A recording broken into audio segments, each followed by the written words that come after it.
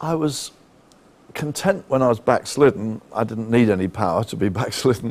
When I tried then more seriously to serve God, then I felt my lack of power, and that was my great need. And especially being exposed to a very fervent evangelist who said, come on, let's go. And I thought, well, I can't do that. And I began to be able to do things in the church. So I would lead Bible studies and so on in the youth group as I was growing up through it.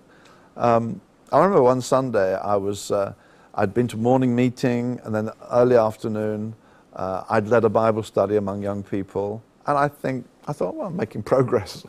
And that afternoon I walked along Brighton seafront, and there's a double promenade, and I was walking along the top promenade with my shades on, and on the lower promenade there were some elderly ladies preaching the gospel and holding up Bible texts, and there was quite a crowd around them, and people were throwing cigarette packets and apple cores at them and laughing at them, and I thought, wow, this is terrible. And in my heart I thought, well, this is really bad. And I felt God saying to me, well, they are elderly ladies with very kind of reedy voices, and you know, I called young men. How about you? And I thought, I could never ever do that. And then just in front of me there were two men talking to one another, and one said to the other, look at those old fools.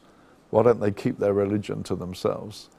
And I thought, just speak to one of them. He's there, speak to him. And I'd have to say, once again, I didn't. Every time I just missed opportunities.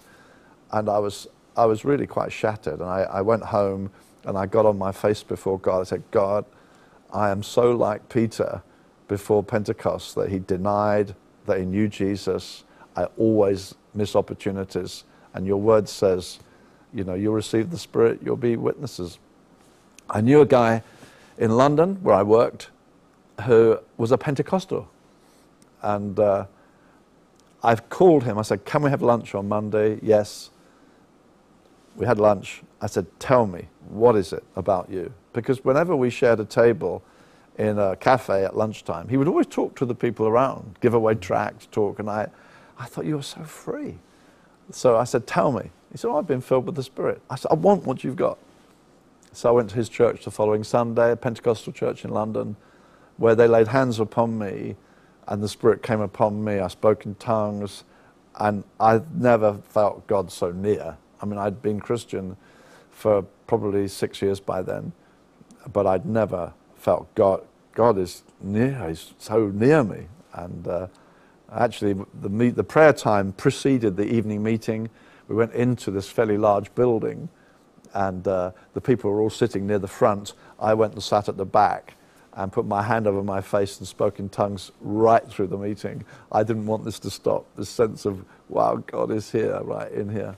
So for me, that was the beginning of something exciting and a new adventure, really. Let me take you back. You talked about watching the old ladies in Brighton, and you didn't feel that you could do that. And then you had this wonderful experience of the Holy Spirit and the speaking in tongues and the joy. Did it make a difference in your life? Yes, I mean, I was in the Baptist church, and so, I mean, it was a personal longing. And then when I had this experience, I longed to share it with my friends. And so I began to pray, God, please give me an opportunity to share this. But I realized it was a fairly controversial thing.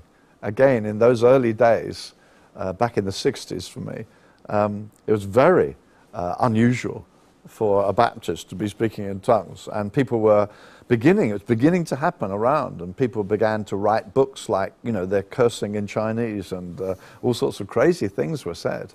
And so, well, you have to be careful. And actually, what happened for me was we were going for a youth weekend, which we did every year. And on the Saturday afternoon, the program said, we go for a walk.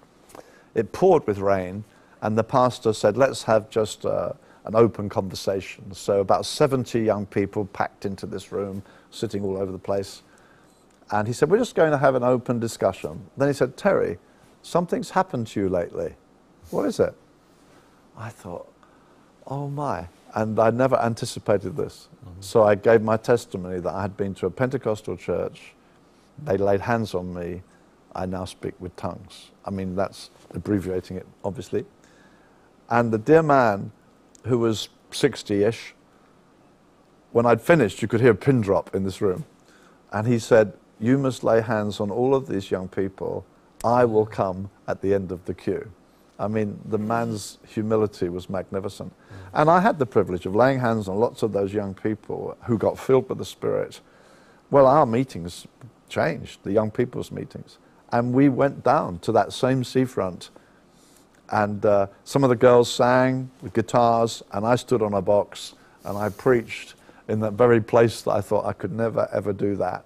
And I thought, my Lord, you've changed my life. And for me, it was the beginning of a new freedom that I'd never known before. And of course, we came through together. Others gave testimony, they sang in the open air. Our young people's group would never have done such a thing before.